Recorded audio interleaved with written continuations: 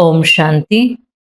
15-11-2025 சாக்கார முரளி. இன்று சிவ பகவான் கூறுகிறார், இனிமையான குழந்தைகளே, தன்னுடைய நடத்தையை திருத்திக் கொள்வதற்கு நினைவு யாத்திரையில் இருக்க வேண்டும். தந்தையின் நினைவுதான் உங்களை சதா சௌபாகியசாலியாக ஆக்குகிறது. கேள்வி: உங்களுடைய மனநிலை எப்படி இருக்கிறது என்று எப்போது தெரியும்? நல்ல மனநிலை என்று யாருடையதை சொல்ல முடியும்? அதாவது, நான் நல்ல முயற்சி செய்கிறேன், என்னுடைய மனநிலை நல்லா இருக்கு அப்படின்னு நாம சொல்லலாம் அல்லது நினைக்கலாம். ஆனால் அதுக்கான உரைக்கல் என்னன்னு பாபா கேட்குறார். எப்போ தெரியும்? ஆக்சுவலா எந்த மாதிரி சூழ்நிலைகள் வரும்போது உங்களுடைய மனநிலை நல்லா இருக்குன்னு தெரிய வரும் அப்படின்னு கேட்குறார். பதில்: நோய் வரும்போது உங்களுடைய மனதின் நிலை தெரிய வரும். நோய்வாய்ப்பட்டிருக்கும் போது கூட குஷியாக இருந்து மகிழ்ச்சியான முகத்தின் மூலம் அனைவருக்கும் தந்தையின் நினைவை ஏற்படுத்தி கொண்டே இருந்தால் அதுதான் நல்ல மனநிலை ஆகும். ஒருவேளை தானே அழுது கொண்டிருந்தால், மனச்சோர்வில் இருந்தால் பிறரை எப்படி மகிழ்ச்சியானவர்களாக ஆக்குவீர்கள்? என்ன நடந்தாலும் அழக்கூடாது. ஆகையால என்னுடைய மனநிலை நல்லா இருக்கு, நல்ல உறுதியானதாக இருக்கு அப்படின்னு எப்போ தெரியும்? நோய் வரும்போது தெரியும். ஆகல நோய் வரும்போது நம்முடைய முகம் வாடக்கூடாது. பொதுவாக நோய் வந்ததுன்னா முகமெல்லாம் என்ன ஆயிடும்? வாடி போயிடும். ஆகையில அந்த மாதிரி இருக்கக்கூடாது. மகிழ்ச்சியான முகத்துல இருந்து மற்றவங்களையும் மகிழ்ச்சி படுத்தணும், மகிழ்ச்சியானவர்களாக ஆக்கணும். இதுதான் நல்ல மனநிலை அப்படின்னு சொல்றார். ஓம் சாந்தி. 2 வார்த்தைகள் துர்பாகியசாலி மற்றும் சௌபாகியசாலி என்று பாடப்பட்டிருக்கிறது. சௌபாகியம் சென்றுவிட்டது என்றால் துர்பாகியம் என்று சொல்லப்படுகிறது. இப்போது நாம் சதா சௌபாகியசாலி ஆகிறோம் என்பதை நீங்கள் அறிவீர்கள். அங்கே துக்கத்தின் விஷயம் இருக்காது, மரணத்தின் பெயர் இருக்காது, விதவை என்ற பெயரே இருக்காது. விதவைக்கு துக்கம் ஏற்படுகிறது, அழுது கொண்டே இருப்பார். ஆகையில சத்தியுகத்துல இது போன்ற விஷயங்கள் இருக்காது அப்படின்னு சொல்றார். அந்த துர்பாகியசாலியாக யாரும் இருக்க மாட்டாங்க, துர்பாகியமும் இருக்காது. சாது சந்நியாசிகளாக கூட இருக்கலாம், அவர்களுக்கு துக்கம் ஏற்படாது என்று சொல்ல முடியாது. சிலர் பைத்தியமாகி விடுகிறார்கள், நோயாளிகளாகவும் ஆகிறார்கள். இது நோயாளிகளின் உலகம், சத்யுகம் நோயற்றவர்களின் உலகம். நாம் ஸ்ரீமத் படி பாரதத்தை மீண்டும் நோயற்றதாக ஆக்குகிறோம் என்பதை குழந்தைகளாகிய நீங்கள் புரிந்திருக்கிறீர்கள். இந்த சமயத்தில் மனிதர்களின் நடத்தை மிகவும் கெட்டுப்போய் இருக்கிறது. ஒவ்வொருவரும் தன்னுடைய ரிஜிஸ்டர் வையுங்கள் என்று தந்தை கூறுகிறார். நாம் எந்த தவறும் செய்வதில்லை தானே என்று தன்னுடைய நடத்தையை பார்க்க வேண்டும். முதல் விஷயம், தந்தையை நினைவு செய்ய வேண்டும். அதன் மூலம்தான் உங்களுடைய நடத்தை திருந்துகிறது. அந்த ஒருவரின் நினைவின் மூலம் ஆயுளும் அதிகரிக்கிறது. அனைவருமே 84 பிறவிகள் எடுக்க மாட்டார்கள். அனைவருக்கும் 84 பிறவிகள் என்றால் அனைவருமே ஒன்றாக வந்து விடுவார்கள். இதுவும் நடக்காது. படிப்பு மற்றும் நினைவுதான் அனைத்திற்கும் ஆதாரமாக இருக்கிறது. அதிலும் நம்பர் 1 நினைவுதான். கடினமான பாடத்தில் மதிப்பெண்கள் அதிகமாக கிடைக்கும். அதாவது ரொம்ப டிஃபிகல்ட் சப்ஜெக்ட் அப்படின்னா அதில் மார்க்ஸ் கொஞ்சம் கூட போடுவாங்க. இவ்வளோ டஃப்பான கொஸ்டின் அட்டென்ட் பண்ணியிருக்காங்க அல்லது இவ்வளோ டிஃபிகல்ட்டான ப்ராஜெக்ட் எடுத்திருக்காங்க அப்படின்னு சொல்லி கொஞ்சம் மார்க்ஸ் எக்ஸ்ட்ராவே போடுவாங்க. அதுபோல் பாபா யோகா ரொம்ப டிஃபிகல்ட்டான சப்ஜெக்ட், அதில் நீங்கள் நல்ல செய்தீங்கன்னா எக்ஸ்ட்ரா மார்க்ஸ் உங்களுக்கு கிடைக்கும் அப்படின்றார். என்னை நினைவு செய்தீர்கள் என்றால் முழுமையாக விகாரமற்றவர்களாக ஆகிவிடுவீர்கள்.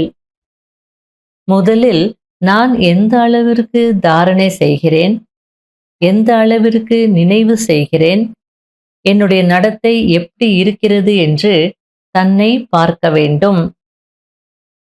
ஒருவேளை எனக்குள்ளேயே அழக்கூடிய பழக்கம் இருந்தது என்றால் மற்றவர்களை மகிழ்ச்சியானவர்களாக எப்படி ஆக்க முடியும்? யார் அழுகிறார்களோ அவர்கள் இழக்கிறார்கள் என்று தந்தை கூறுகிறார்.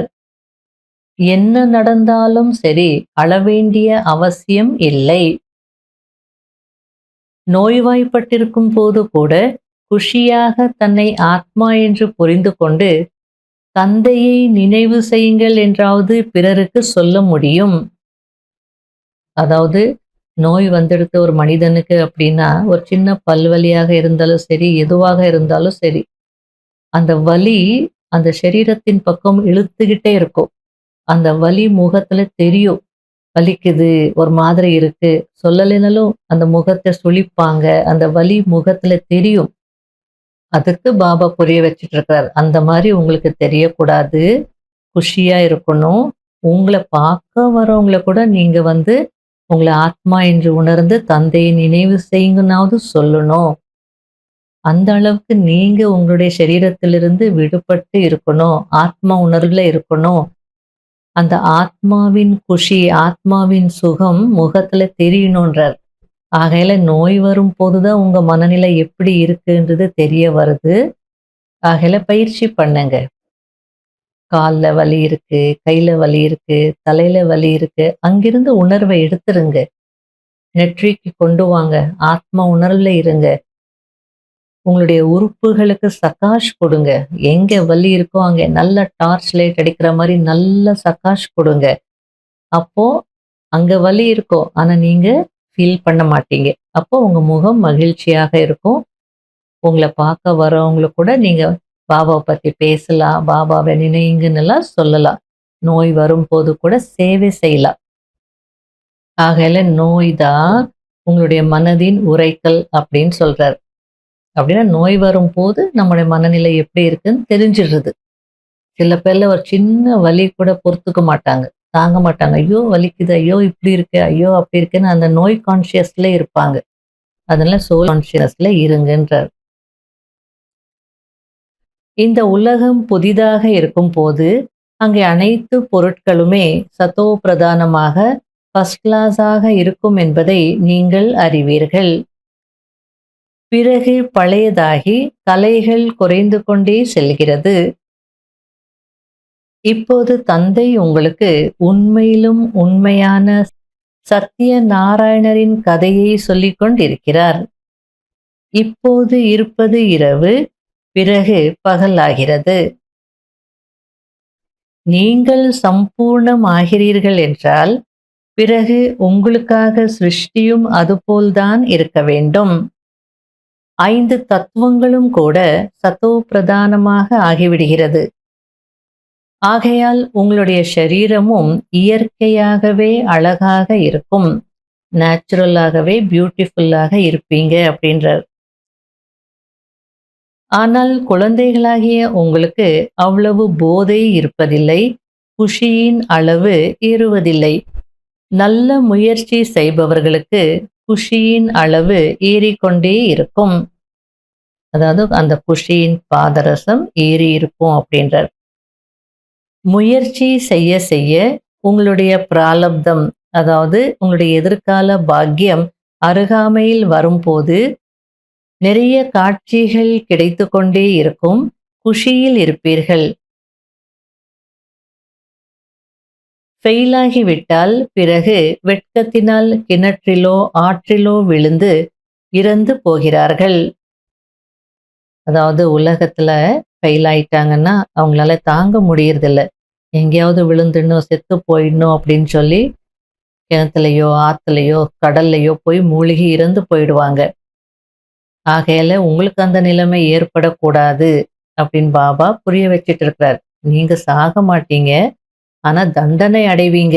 அந்த தண்டனை கூட நீங்க அடையக்கூடாது. அதற்காக நான் இப்பவே சொல்லிடுறேன் அப்படின்றார். நீங்களும் கூட பிற்காலத்தில் வருத்தப்பட வேண்டி இருக்கும் என்று பாபா உங்களுக்கு முன்கூட்டியே தெரியப்படுத்தி விடுகிறார். இந்திந்த பாவ கர்மங்கள் செய்திருக்கிறாய் என்று பாபா காட்டுவார். முழுமையாக படிக்கவில்லை, துரோகியானீர்கள், ஆகையால் இந்த தண்டனை கிடைக்கிறது என்று அனைத்தும் காட்சியாக தெரியும். காட்சியை காட்டாமல் எப்படி தண்டனை கொடுப்பது? உலகத்திலும் நீ இந்திந்த காரியங்கள் செய்திருக்கிறாய், அதற்கான தண்டனை இது என்று நீதிமன்றத்தில் சொல்கிறார்கள். அதுபோல பாபா கூட தர்மராஜ்புரியில நான் காட்சி காட்டிட்டு தான், உணர வச்சுட்டு தான் தண்டனை கொடுப்பேன் அப்படின்றார். இல்லைன்னா மனிதர்கள், நான் என்ன செய்தேன், நான் எப்போ செய்தேன், எனக்கே இந்த தண்டனை அப்படின்னு சொல்லுவாங்க இல்லையா? இப்போது நீங்கள் சோழிகளுக்கு பின்னால் நேரத்தை வீணாக்காதீர்கள் என்று தந்தை கூறுகிறார். இப்போ பிரம்மா பாபா அவருடைய அனுபவத்தை சொல்லிட்டு இருக்கிறார். நானும் நேரத்தை வீணாக்கி கொண்டிருந்தேன் என்று பிரம்மாவும் கூறுகிறார். அப்போது எனக்கும் கூட நீ இப்போது என்னுடையவனாகி இந்த ஆன்மீக தொழிலை செய் என்று சொன்னார். எனவே அனைத்தும் விட்டுவிட்டேன். அதற்காக பணத்தை வீசிவிடவில்லை. பணம் வேலைக்கு உதவும். பணம் இல்லாமல் வீடு ஆகியவை எப்படி கிடைக்கும்? அதாவது பிரம்மா பாபா நம்பர் 1 வர்றதுக்கு காரணம் அவருடைய நிச்சய புத்தி. விநாசத்தினுடைய காட்சியை காட்டிட்டார். நீ இந்த ஆன்மீக தொழில ஈடுபடணும்னு பாபா சொல்லிட்டார். சோழிகளுக்கு பின்னாடி போகக்கூடாது, நீ சொர்க்கத்தை ஸ்தாபனை செய்யணும்னு சொல்லிட்டார். அப்போ பாபாவுக்கு எந்த அளவுக்கு நிச்சய புத்தி இருந்தது அப்படின்னா, என்னுடைய பங்கு கொடுங்கன்னு கூட சொல்லல. உங்களுக்கு சேர வேண்டியது நீங்க எடுத்துக்கோங்க, எனக்கு சேர வேண்டியது எனக்கு கொடுங்கன்னு சொல்லி எல்லாத்தையும் அர்ப்பணம் பண்ணிட்டார். பயனுள்ளதாக ஆக்கிட்டார். அதுக்கு சொல்லிட்டு இருக்கிறார், சோழிகளுக்கு பின்னாடி போகாத, ஆன்மீக தொழில ஈடுபடுனா நான் எல்லாம் விட்டுட்டு வரல. பணம் தேவைதான். பணம் கண்டிப்பா வேலைக்கு உதவும். பணம் இல்லைன்னா வீடெல்லாம் எப்படி கிடைக்கும்? 300 பேர் இருந்தாங்க ஆரம்பத்திலேயோ. அப்ப அவங்கெல்லாம் எங்க தங்குவாங்க? ஆகையால பிரம்மா பாபா பணத்தை அப்படியே விட்டுட்டு வரல. எனக்கு சேர வேண்டியதை கொடுங்கன்னு கொண்டு வந்து பாபாவுடைய காரியத்துல ஈடுபடுத்திட்டார். பணம் இல்லைன்னா வீடு கிடைக்குமா என்ன? போக போக பெரிய பெரிய செல்வந்தர்கள் வருவார்கள். உங்களுக்கு உதவி செய்து கொண்டே இருப்பார்கள். ஒரு நாள் நீங்கள் பெரிய பெரிய கல்லூரிகளில், யூனிவர்சிட்டியில் கூட சென்று இந்த சிருஷ்டியின் சக்கரம் எப்படி சுழல்கிறது என்று சொற்பொழிவாற்ற வேண்டி இருக்கும். இப்போ அதெல்லாமே பிராக்டிக்கல்ல நடந்துட்டு இருக்கு. 69க்கு முன்னால் பாபா சொன்ன விஷயங்கள் இப்போ பார்க்குறோம். நாம் உலகத்தின் எஜமானர்களாக ஆக போகிறோம் என்று உங்களுடைய உள்ளத்தில் வருகிறது. எவ்வளவு குஷி ஏற்பட வேண்டும்! உள்ளுக்குள் இந்த சிந்தனையில் இருந்தீர்கள் என்றால், பிறகு உங்களுக்கு உலகத்தில் வேறு எதிலும் நாட்டம் இருக்காது. வேற எந்த விஷயங்களும் நல்லா இருக்குன்னு தோணாது அப்படின்றார். இங்கே முன்னால் நினைவில் அமர வைத்தீர்கள் என்றால் அவர்களுக்கு நினைவுபடுத்த வேண்டும். ஆத்ம அபிமானியாகி அமருங்கள், தந்தையை நினைவு செய்யுங்கள் என்று ஞாபகப்படுத்த வேண்டும். நிறைய பேரின் புத்தி வெளியில் சென்று விடுகிறது. ஆகையால் 5 அல்லது 10 நிமிடங்களுக்கு ஒரு முறை நினைவுபடுத்துங்கள். தன்னை ஆத்மா என்று உணர்ந்து அமர்ந்திருக்கிறீர்களா? தந்தையை நினைவு செய்கிறீர்களா? அப்போது தன் மீதும் கவனம் இருக்கும். பாபா இந்த யுக்திகளை எல்லாம் கூறுகிறார். தன்னை ஆத்மா என்று உணர்ந்து தந்தையை நினைவு செய்யுங்கள். இதுதான் நம்பர் 1 முயற்சியாகும்.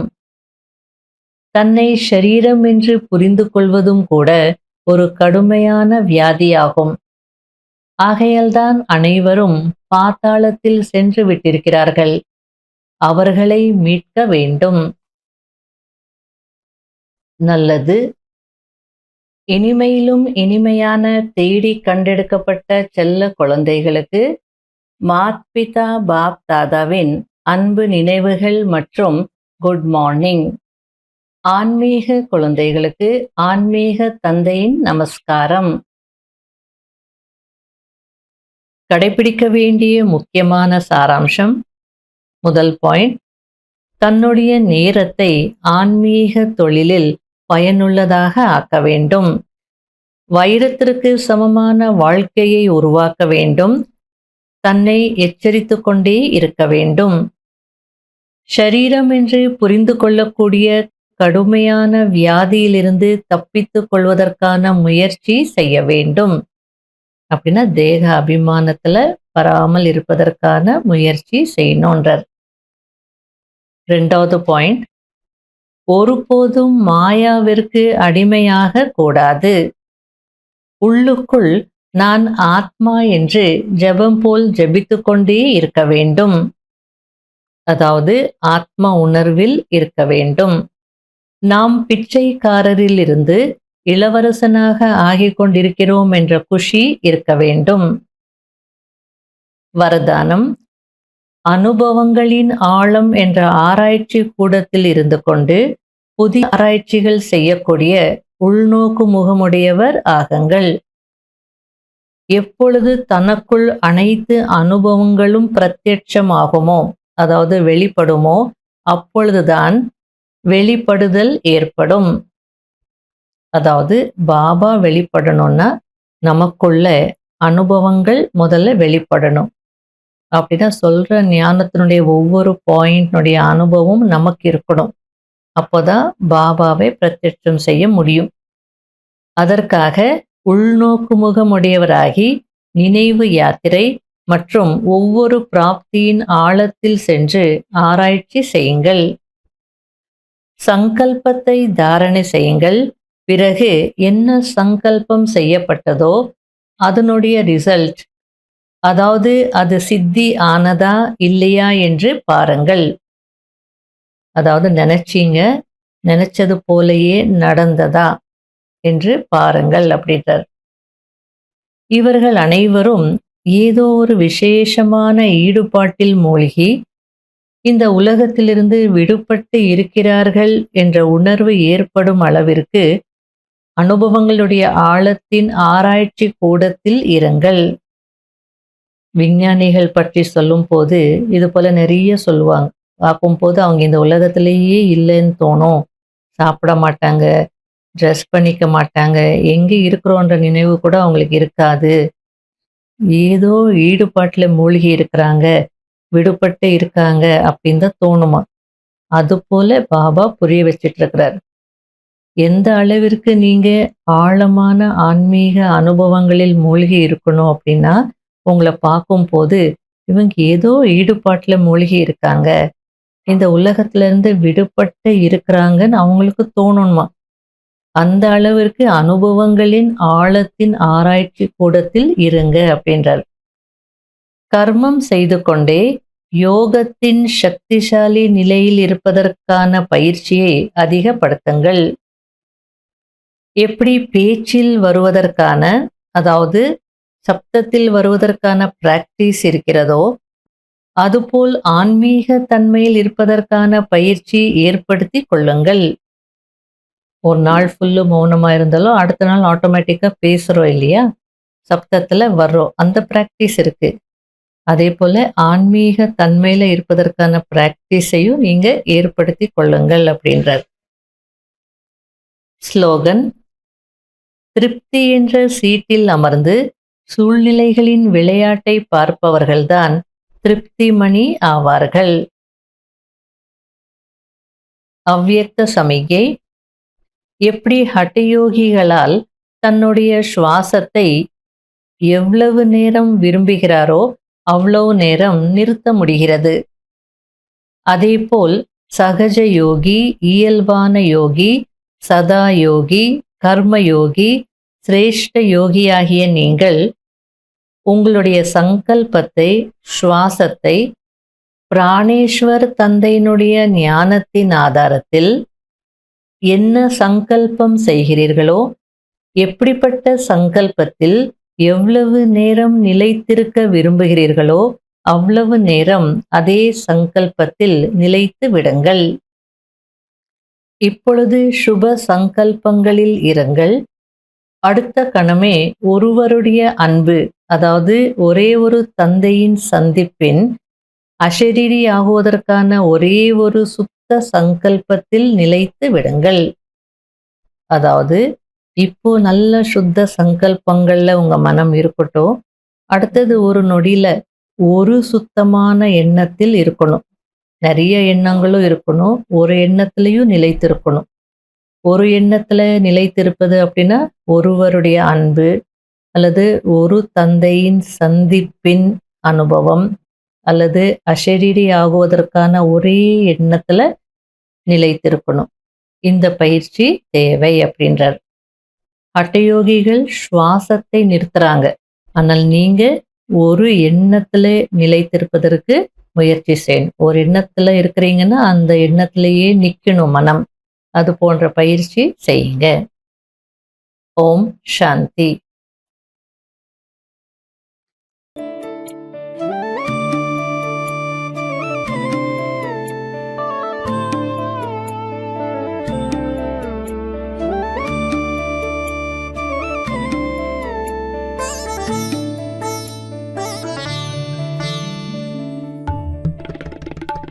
புது யுகம்தான் மலர்ந்திடவே கலியுகம்தான் முடிகிறதே.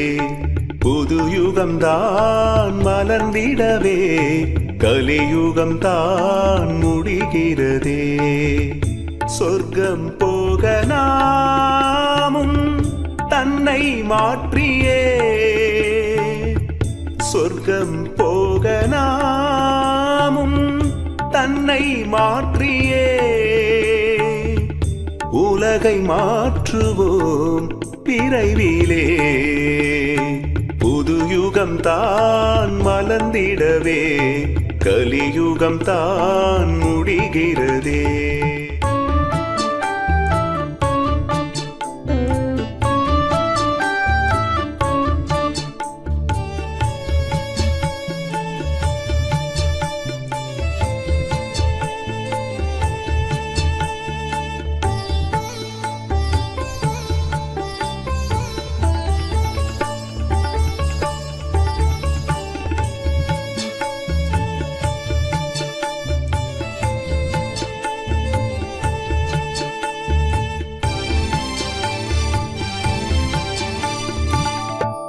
பல வழியில் மாயை நம்மை தடுத்து விட துடித்திடுமே.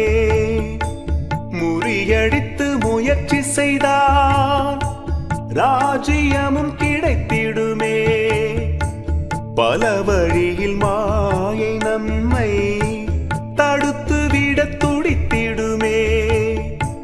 முறியடித்து முயற்சி செய்தால் ராஜ்யமும் கிடைத்திடுமே. ஞானம் கேட்கையில் வந்ததே சுகம், தாரணைகளே அனுபவம் தரும். சேவையில் தான் தன்னுடைய நிலை தெரியும். சொர்க்கம் போக நாமும் தன்னை மாற்றியே உலகை மாற்றுவோம் விரைவிலே. புது யுகம்தான் மலர்ந்திடவே கலியுகம்தான் முடிகிறதே.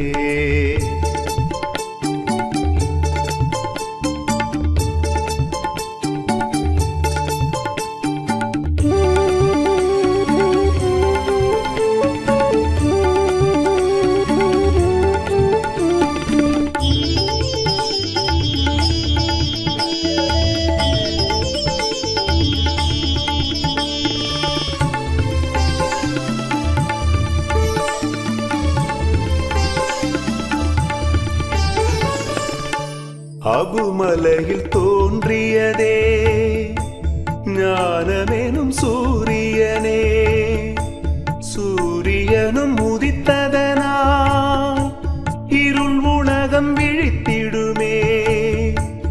அபுமலையில் தோன்றியதே ஞானமெனும் சூரியனே, சூரியனும் உதித்ததனால் இருள் உலகம் விழித்திடுமே. நாளும் பூமியில்